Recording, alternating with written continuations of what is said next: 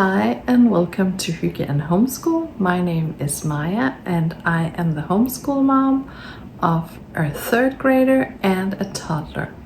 And today I'm going to be talking about all my thoughts and unit study planning and curriculum planning for fourth grade. It's March now, March 2025.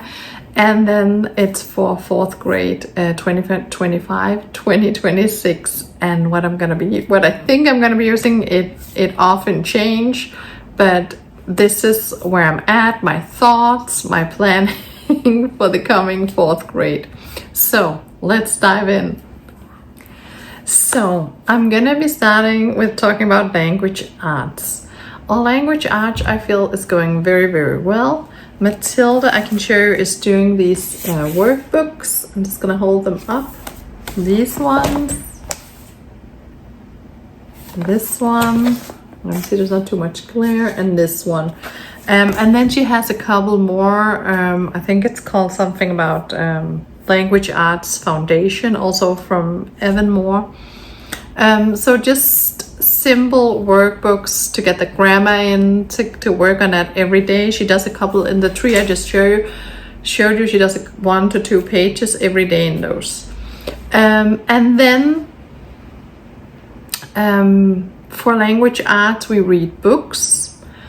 We do these little main lesson unit study books where she writes. It can either be, opinion, narrative, or whatever fits into the unit study. So we do like a lot of writing and spelling and using the language that way.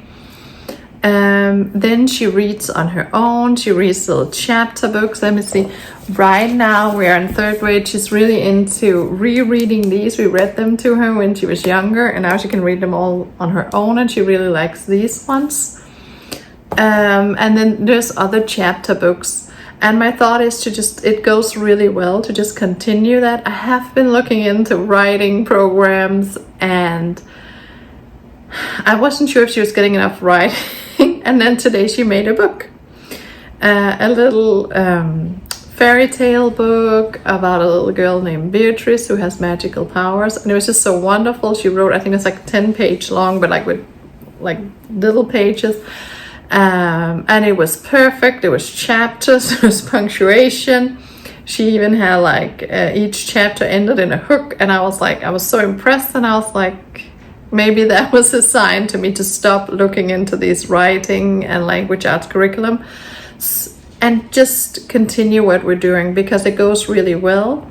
She also has a pen pal that she writes to, I would say, every 2 weeks, every month at least. So that's another way we get writing in. So I'm not that worried, but I was like, should we get a language arts curriculum? And there's all these amazing books you can read, but I do read alouds. I haven't looked that much into a read alouds.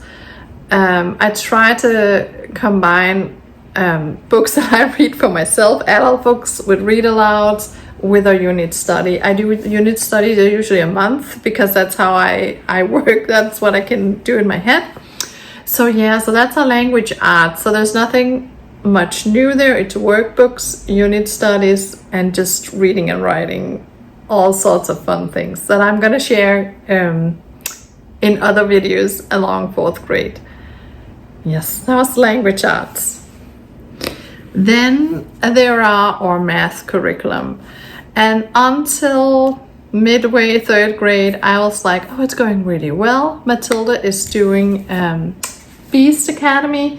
She's doing both the online combined with these books, the workbook and the comic book. She used to love to sit and do all these little puzzles. There's like a ton of stuff where you have to move the numbers around, get them to fit in stuff, and like puzzle, like a mind game, like Sudoku-ish. You sit and usually she thought it was kind of cozy to sit with that. She enjoyed that. And now we're at a stage where she really wants to get her schoolwork done. She wants to do it, learn it, go out dancing. She is in a musical, she want to do her dances, she want to do her singing. So suddenly that wasn't like the fun part anymore. And then she hit some stuff where I wasn't sure. I mean, I could solve them, I could get the right result, but often in Beast Academy they have like a way where they build, so they learn the skill and then they build, so it's important that you don't just get the result, but that you do it in a certain way. And because it was like comic book style, there's no teacher's guide, there's like, it's a comic book that Matilda reads and then just do it, and it's worked really well. It still works really well online, where she watched the videos and then she does the assignments. But on paper, I don't know, she was getting tired of it. For math, I had a hard time sitting next to her and helping her as much as I wanted to, just because it was hard for me to figure out where she was at. And I really wanted then to get my hands into it and help her and have her feel that we did it together and she wasn't sitting there alone struggling. So we changed to this one. So we're keeping the Beast Academy online, and then we changed to this one mid-semester. So I don't know if we're going to finish this or how we're going to do. I have to look at it. Also, right now I just had her started, and we just did some lessons. We've been at it for about a week. And I could see it's way too easy because she's already been through it in Beast Academy. But we're going to see how much of this we can finish up. And then I'm thinking if this goes really well for the next couple of months, we're going to get the 4th grade of this one. So that's going to be our math curriculum. Beast Academy online and math with confidence on paper every day to make a few pages every day. So that's my thoughts about math. And I love, it's so weird. When we had this in kindergarten, it was way too overwhelming for me. That's why we changed to Beast, because originally we just did it online. Because I wanted something that was just open and go, and I didn't have to get all out these manipulatives and figuring out set up games and stuff. This one, the 3rd grade, doesn't have as much, but I had actually missed the manipulatives. I'm gonna admit it. To what is her name? To Kate. I missed it. So now I'm glad that we're back, and I like that we're doing it together, where Beast is more that the student can sit and do it themselves very much. And there's hint in the back of the Beast Academy book, so they can really just sit on their own. And now I actually enjoy that I am in the math lessons and I'm following her, and we're doing it more together. So that was our math. And then there's history. And here we follow history quest. And I'm just going to continue that. We're going to start 4th grade. Actually, we're going to start with a unit study about the ancient Egyptians. I also have their study guide. We don't really use this, more for me as inspiration. But I use that as like my spine through world history. And then this one throughout world history. And then I'm super inspired by Waldorf. And in 4th grade in Waldorf, you have about the Nordic mythology, and that's from Denmark. So I'm very much into that. So I'm thinking how we can still, I don't think we're going to finish ancient times necessarily, maybe in 4th, 5th grade. How I can kind of combine that with Danish medieval times. I have to think a little more about that, but we are going to start with the ancient Egyptian unit in this one for 4th grade, and then I'm going to see how I can intertwine different periods of history. I might also intertwine it a little bit with Danish literature history, but that's kind of a whole video in itself. But for history quests continue to be our spine. For science, we still use this one, the Beast Academy one, where we have both the 3A and B, and how I use it is Matilda gets to pick a little, and then I do unit studies and I pick out experiments and inspiration from those 2 books. I looked into on the webpage and maybe I couldn't find it, maybe I didn't know where to look. I couldn't see anyone for 4th grade coming out, or maybe I looked the wrong place. If you know anything, please put it in the comments. My plan for 4th grade science was just to continue with unit studies. I make different unit studies in the science. I'm gonna see if I can see. Sorry, I'm just looking at my notes what we're gonna do. So in September we're gonna be having about bees and apple trees, and right now I'm filming this in March in 3rd grade, and then we're gonna be having about plants and trees too. So we're gonna be having about photosynthesis. So there I'm gonna be spiraling back to that and having it a little deeper. In October, we're going to be having about owls, feathers, aerodynamics, and we're also going to have a slime week, which is also like a lot of physics.